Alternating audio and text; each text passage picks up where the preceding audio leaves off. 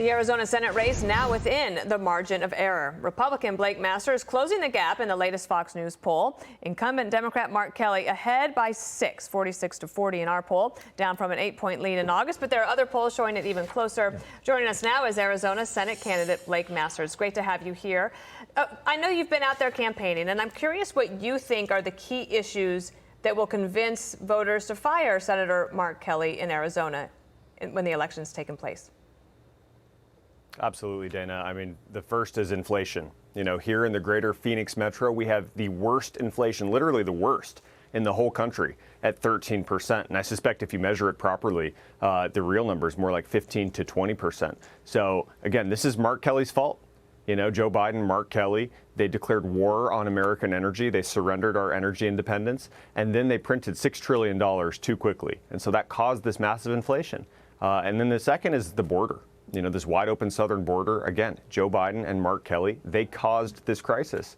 They gave the whole southwest border over to the Mexican drug cartels. It's a human trafficking disaster, all the crime being committed, the fentanyl coming through. This is all on Mark Kelly. And so these twin crises, and Arizona's getting the brunt of it, the border crisis and this economic inflation crisis, people have had enough, and it's why they want to make a change in November. Right now we have call for three guys. Arizona's a toss-up in our power rankings. We think you and Mark Kelly are in for an interesting race, come down in 34 days.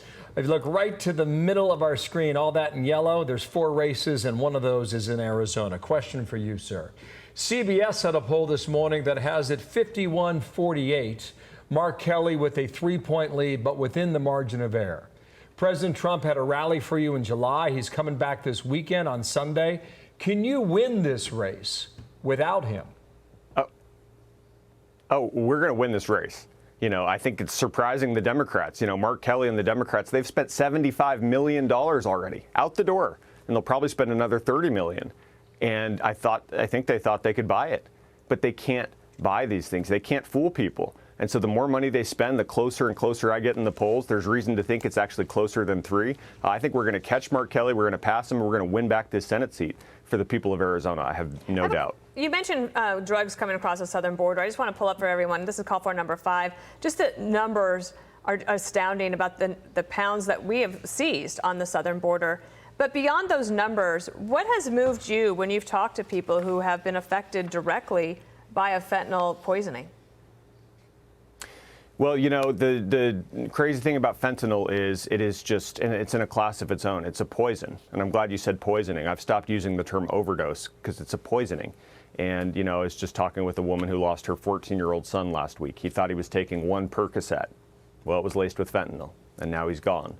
And I just find it so unforgivable that Joe Biden and Mark Kelly, they haven't even pretended to do anything about it. Mark Kelly, just 2 days ago, announced some new fentanyl bill he's trying to run in the Congress. It's performative. He didn't do anything for the first 22 months. And now, 3 days before our debate, 1 month before Election Day, now Mark Kelly pretends to get serious about fentanyl. It's killing our kids here in Arizona. He's not keeping people safe. I will. We're going to secure this border. There's a debate tomorrow. What are you going to go after?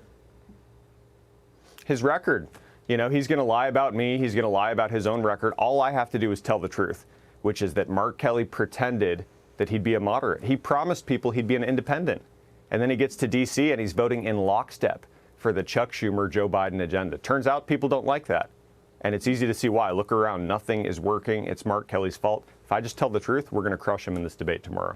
We'll be watching because this is the race that is it's certainly one to watch. All eyes on Arizona. Thank you, Blake Masters. Thank you. In Phoenix today, invitations wide open for Mark Kelly to join us any day here in our program. We'd love to have him on and get his side of it. Hey, it's Will Kane. Click here to subscribe to the Fox News channel on YouTube. It's the best way to get our latest interviews and highlights. And click to subscribe to the Will Kane podcast for full episodes right now.